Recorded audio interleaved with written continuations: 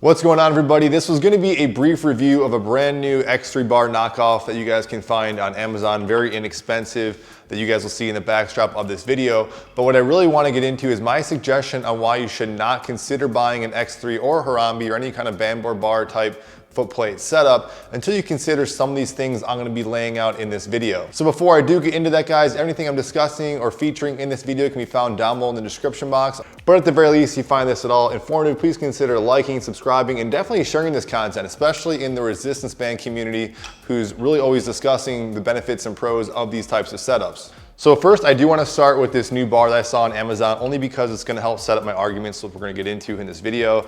I saw this come on live on Amazon maybe about 2 weeks ago. It's very close, probably the closest resemblance to an X3 type of design. Who knows how long this will be available, because I know X3 has, again, specific patents on that. It was also the cheapest X3 type knockoff, being at like $25. They now, I think, bundle it with some cheap, inexpensive bands, maybe up the price, so now it's like $39. But it was, when I bought it, cheaper than the Jay Bryant bar, which I've covered and mentioned as the closest runner-up to like an X3 kind of knockoff you guys can purchase on Amazon. I actually gave that away to a family member. You guys can see when it's fully assembled, kind of lined up next to the traditional X3 and the long bar. It's a little bit bigger than the regular X3. It actually breaks up into two pieces. Some people might consider a win. I actually never like bars that break up into two pieces. I just think the integrity isn't as strong as one solid piece. Granted, you could put it together in like a travel bag. I featured this bag in previous videos if you want to do something like that. But you can see, even after kind of some light use, this metal is already kind of bent a little bit. Still works fine, but I just feel like this is not going to last a long period of time, which is going to set up my argument here in a second of maybe some things to consider. But even these notches, I would say they are the closest similar type of function as a basic X3. There's no extra clips type systems or anything like that. But again, we don't know how long this will be on the market. I'm sure X3 might put the kibosh on that because of the certain patents. Because it is a two-piece bar, these two sides rotate independently of each other. When you guys see me doing some exercises here, I will say, even though they do rotate independently, this just isn't that good of a rotational type of system. It does kind of seem to get locked in a certain position based on tension. And even this, I just really wouldn't trust the tension. I saw somewhere in one of their ads or pictures, this thing can handle 600 plus pounds.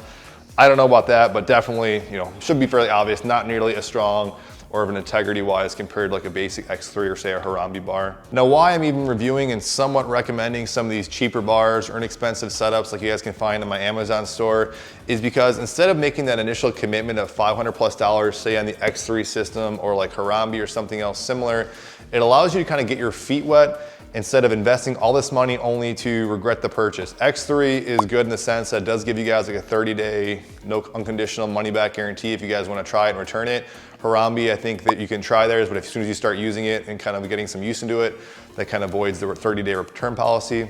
But using a bar such as this, which I know is not going to handle long-term use and long-term wear and tear, that's for sure. I can already see that after a few workouts. Even the Jay Bryant bar, some of that fabric has worn. You can see that in some of the reviews. It at least gives you guys the overall feel of what these resistance band bar setups really feel like. I've said many times, if it isn't obvious enough, I love these types of systems. This is my preferable way to even use resistance bands, but some people simply might not like it. Also considering there's some of the key exercises that you really get from this, maybe they're not gonna fit you. I know a lot of people have either bad backs, and you could argue maybe this stuff will help their back or not. They're just not gonna touch things like deadlifts and maybe the squats, even overhead presses. So that's really kind of voided out a lot of the key exercises that really are heavily featured with these types of setups. So that already is gonna play into how much effectiveness and use you're really gonna get out of these bars. So there's a case to be said that even if you're just gonna be using a few exercises, or maybe you're just not that fully into it after a period of trying it out, it might be worth just investing on one of these cheaper bars just to use them if you're gonna use them on occasion, maybe just for traveling, or maybe there's only a few key exercises that you wanna use using this type of setup. And that leads us into another area which I even considered making a whole separate video on, is that is the consideration of foot plates. Do you really even need a foot plate in the first place? Especially like I just said, if there's some exercise, you're not even gonna use them to take advantage of it. Again, I myself love the use of foot plates. There's some great foot plates that are out there. Shameless plug, my neighbor Mac again makes these, takes them 2 hours to make each one. But things like Clench Fitness, Harambe makes an awesome plate you can see behind me. Certainly I like the X3 as well, the dimensions. But aside if you're gonna be taking advantage of those exercise, another alternative to see if you want to get your feet wet and you don't even have a foot plate is to just get some kind of harder soled shoes. So in this video, you're going to see me using an old pair of Olympic lifting shoes. These are pretty cheap. They're like called Nordic Lifting. I think you can still find them on Amazon.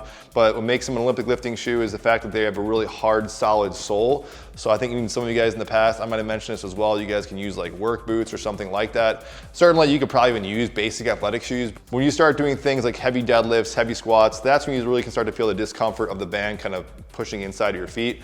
Now I tested this thing with like the X3 Black Band. I did some stuff like lunging and squatting. And other than like kind of feeling that you're standing on some bands, it really didn't feel that much of a difference and really wasn't that uncomfortable. So that as well further supports the recommendation on, instead of investing in all these setups, get a pair of cheaper bands, a cheaper bar, and just kind of test and see if you guys actually like it. If you want to go super cheap, this bar right now is bundling. I'm sure it's a very inexpensive set of bands with their bar to get a feel for it. Of course, you guys can invest in higher quality bands like Clench Fitness, Serious Steel. I got promo codes for both of those, shameless plug. And actually in this video, you guys are seeing me use the Serious Steel 37-inch band. So the whole video on that, but I really like that tension for presses and curls. And this video really is my default recommendation to most people if they want to try this out. I was really sold on X3 because of its design, the way it is shaped and this little kind of just little lip you can slip right in and use it versus using like the Instar bar with carabiner clips. So these new knockoffs like the Jay Bryant and this thing make it handy to kind of see what that was really like, to see if you really enjoy it.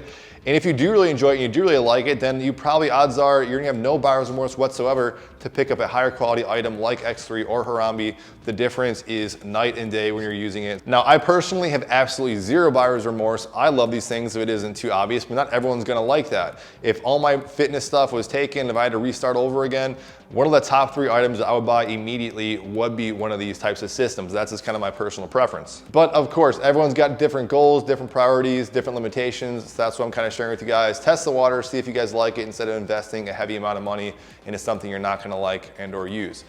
Let me know your guys' thoughts and opinions in the matter. I will see you guys on the next video. Thank you for watching.